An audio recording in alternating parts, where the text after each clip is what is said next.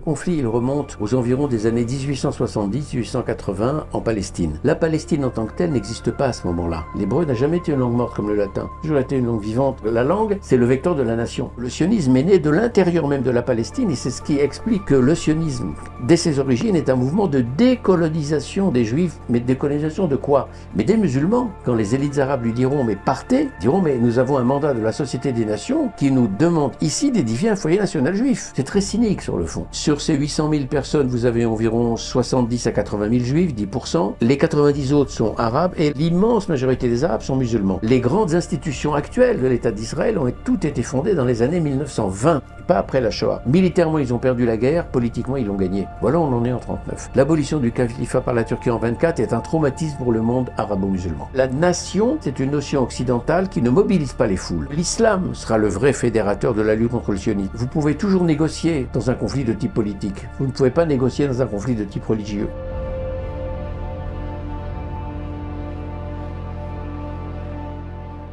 Maintenant, on peut parler un peu des origines du conflit israélo-arabe. Vous dites bien israélo-arabe. Et pourquoi pas israélo-palestinien, comme on entend, on dit... Parce que au départ, le conflit, il remonte aux environs des années 1870-1880 en Palestine. La Palestine en tant que telle n'existe pas à ce moment-là. Elle n'existe même pas en tant que province. La province, à ce moment-là, sous domination turque, s'appelle la Syrie. Et ce qu'on appelle, nous, la Palestine, c'est-à-dire en gros de la mer au Jourdain, c'est-à-dire territoire palestinien Israël, c'est une sous-province de la Syrie qu'on appelle la Syrie du Sud, mais même pas la Palestine. Personne n'utilise le mot Palestine sauf les Occidentaux. À cette époque-là, les Juifs parlent d'Eretz Israël, c'est le nom exact de la province dans la Bible, et les Arabes parlent de Syrie du Sud quand on les interroge sur leur appartenance géographique. Mais en réalité, la plupart des Arabes ne vous répondront pas « je suis syrien du Sud », c'est une expression un peu absurde. Ils diront d'abord et avant tout « je suis musulman pour 90% d'entre eux, je suis chrétien pour les autres ». L'appartenance numéro 1 dans la région, c'est l'appartenance confessionnelle, c'est pas l'appartenance nationale, ça n'existe pas. Ça, ce sont des cadres européens, occidentaux, qu'on plaque sur une région où ces plaques n'ont pas lieu d'être. Est-ce que je me trompe si je dis qu'il y a dans les origines du conflit 3 grandes périodes, jusqu'à la donc de 1880, la première alia 81, jusqu'à la déclaration Balfour. Oui. Une deuxième période allant jusqu'à la Seconde Guerre mondiale, et une troisième jusqu'à la création d'Israël.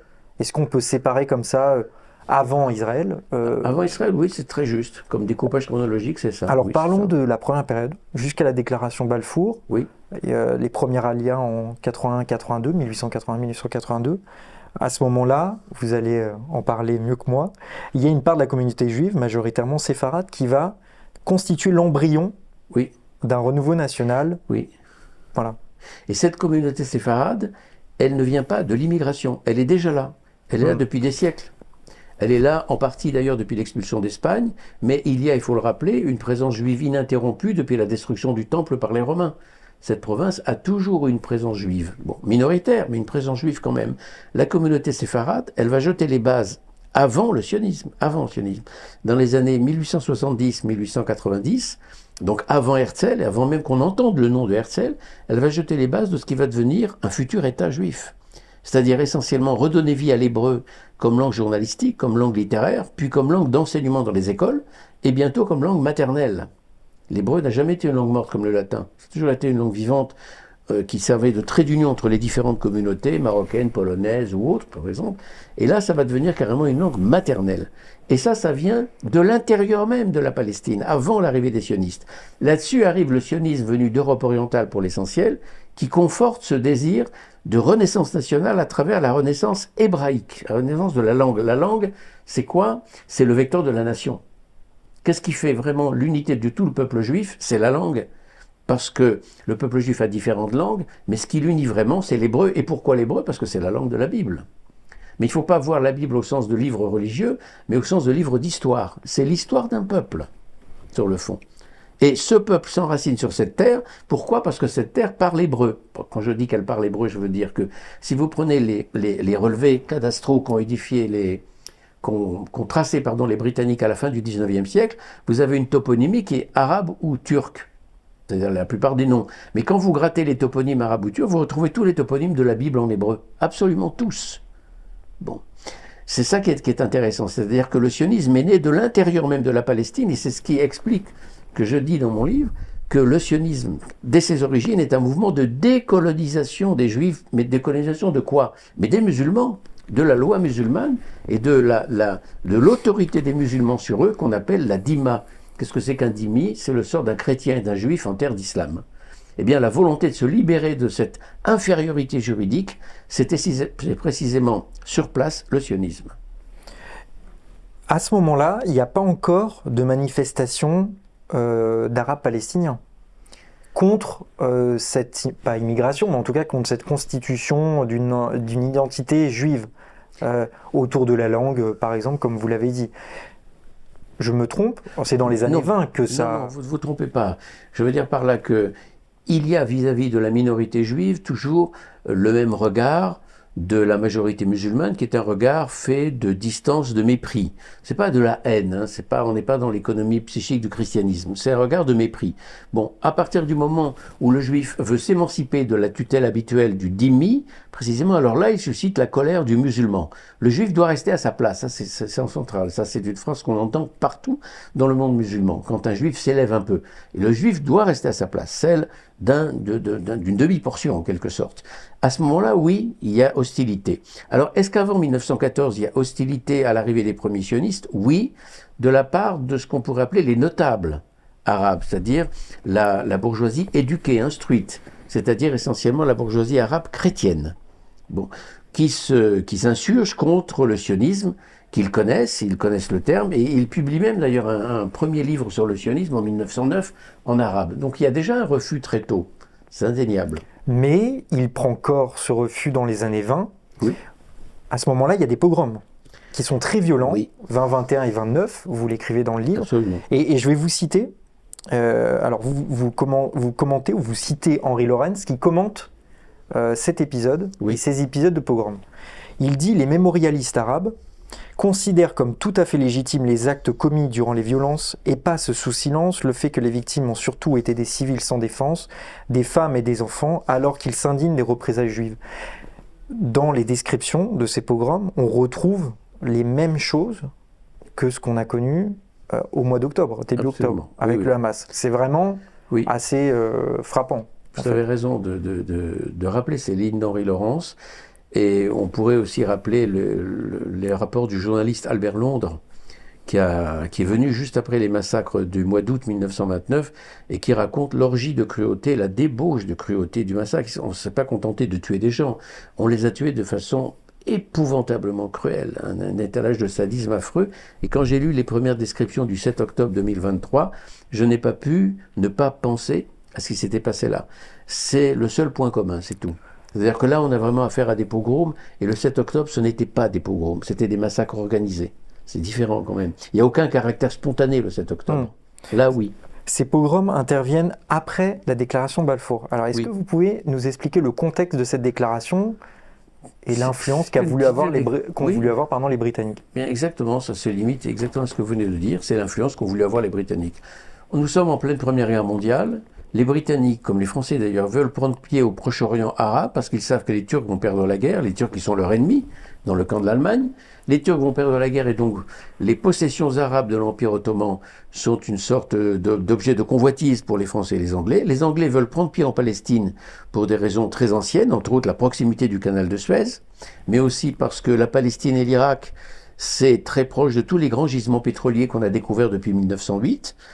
Et il faut en sorte de se servir du sionisme comme prétexte à leur présence en Palestine. Et ils vont donc promettre aux Juifs un foyer national en Palestine, alors que, sur le fond, la classe politique anglaise est antisémite, comme on l'est à cette époque-là, modérément antisémite, gentiment antisémite, si vous voulez, classiquement antisémite. Elle n'a aucune sympathie pour le sionisme, mais elle va se servir du sionisme pour prendre pied et pour légitimer sa présence demain en Palestine quand on lui dira...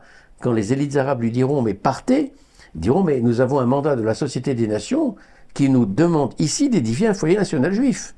Bon, donc ils vont instrumentaliser le sionisme, effectivement. C'est ça la déclaration Balfour. C'est très cynique sur le fond.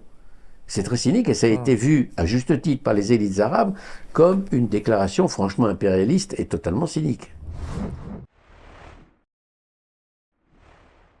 Avant la guerre, juste avant la Seconde Guerre mondiale, quelle est la situation? C'est tendu entre 36 Extrêmement et 39 tendu parce que les choses ont énormément évolué.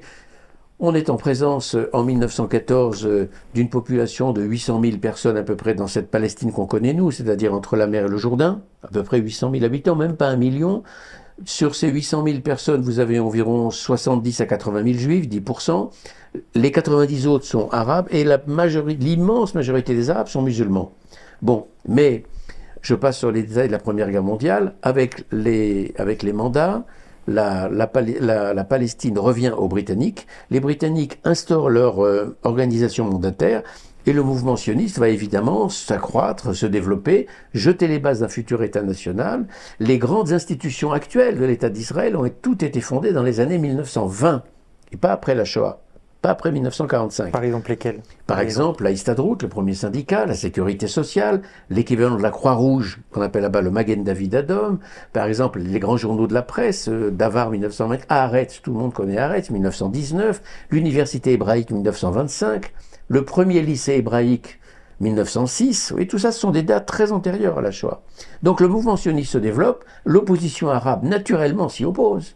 Évidemment, elle s'oppose naturellement à ce développement du sionisme, d'où d'abord les pogroms que vous avez cités, 20, 21, 29, et surtout la grande révolte de 1936. Pendant 3 ans, la société arabe palestinienne, majoritairement musulmane, se dresse contre le sionisme, et les Anglais vont briser cette révolte en 1939. Et on va aboutir, je termine là-dessus en un mot, en 1939 à une situation paradoxale. Les Arabes ont perdu sur le plan de la révolte, parce que les Anglais les ont réprimés férocement, mais politiquement ils ont gagné, au sens où les Anglais, face à un problème insoluble pour eux, alors qu'ils ont proposé une solution, c'est le partage en 2 États en 1937, et les Arabes ont dit non, systématiquement non à ce partage, les Anglais décident, sans le dire ouvertement, d'abroger la déclaration Balfour et de donner satisfaction aux Arabes dans un délai limité. Donc, militairement, ils ont perdu la guerre, politiquement, ils l'ont gagné en 1939. Voilà, on en est en 1939. Mais les effectifs ne sont pas les mêmes. En 1939, on a 2 millions d'habitants, dont 600 000 juifs et environ 1 300 000 ou 400 000 arabes. Voilà. On oublie aussi de dire que dans les années 20, à la naissance des frères musulmans, est-ce que ça a joué? À quel point ça a pu jouer? Jusqu'à 1939, on va s'arrêter après. Oui. Mais jusqu'à 1939, comment ils ont islamisé ce conflit, entre guillemets, cette confrontation? Vous avez raison.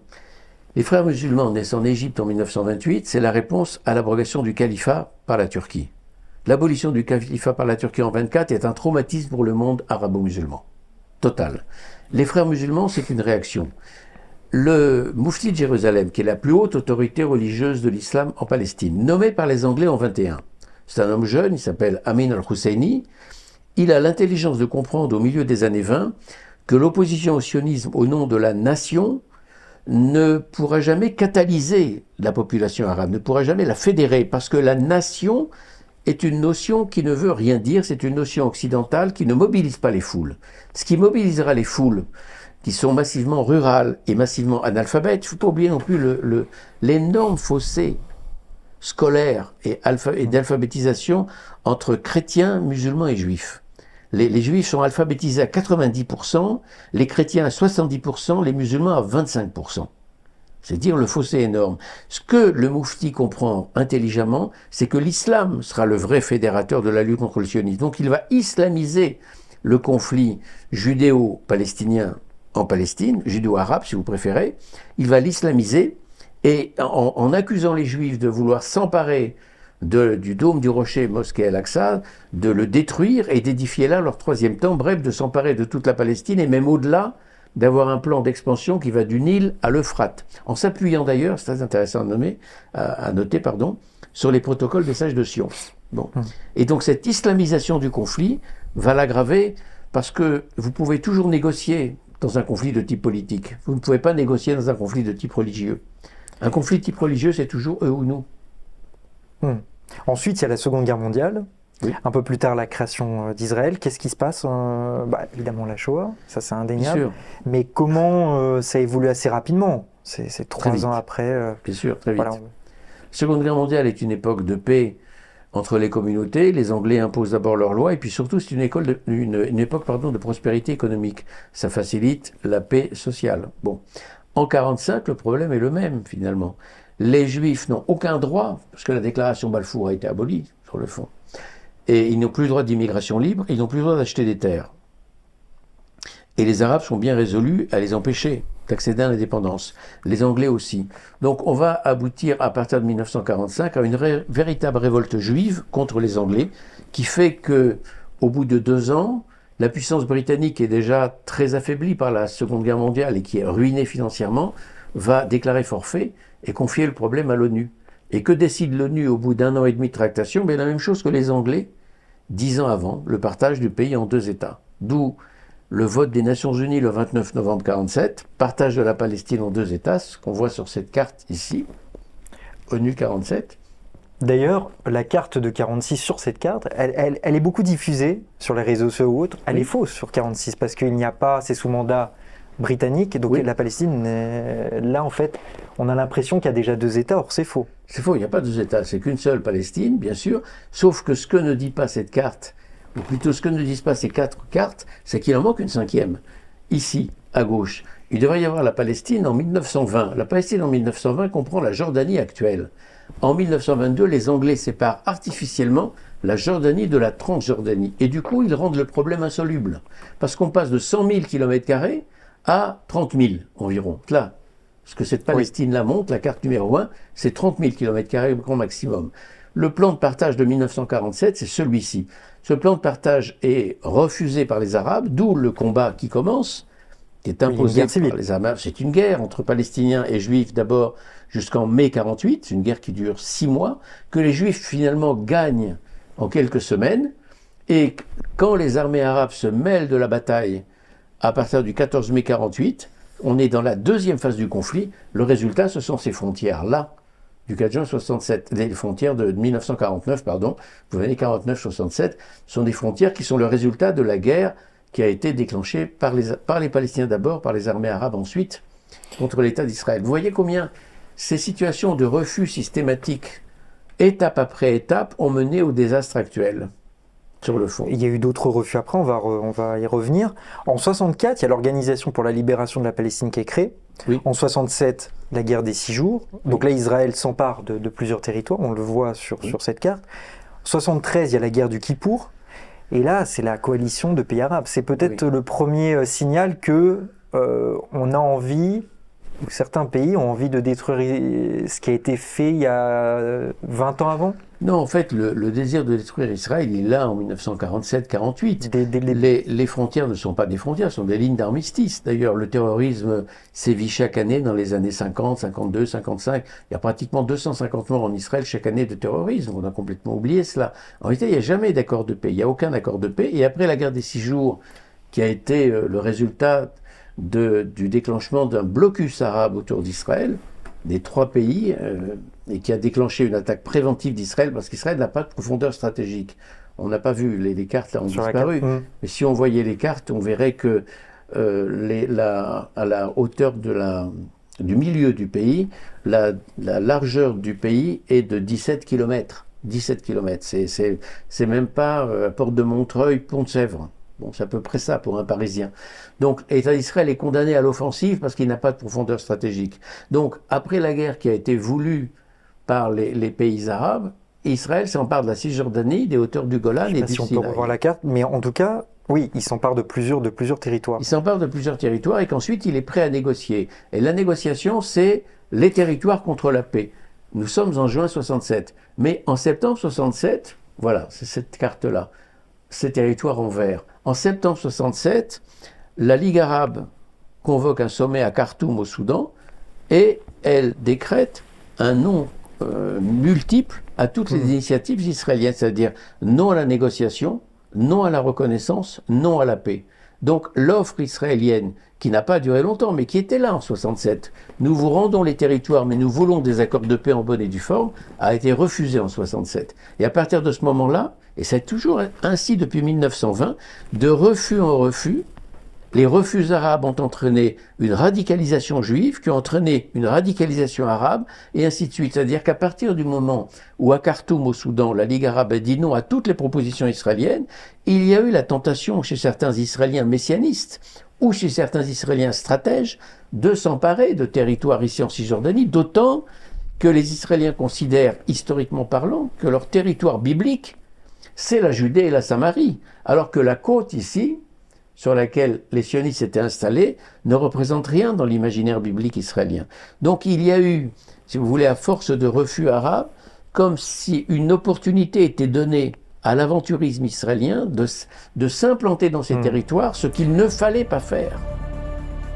On pouvait aller vers une solution à deux États. En anglais, Yasser Arafat parlait un langage de paix. En arabe, il tenait un autre langage. Le fond du problème, c'est de reconnaître la légitimité de cette existence. Et au dernier moment, Arafat a dit non. Et là, la situation est tellement catastrophique. Il n'y aura de solution à deux États qu'à la condition de négocier à trois. Le soutien massif des États-Unis n'est pas éternel. L'avenir d'Israël est compromis à terme. Les États-Unis, dans l'histoire, ont souvent abandonné leurs alliés. Le fort n'est pas celui qu'on croit.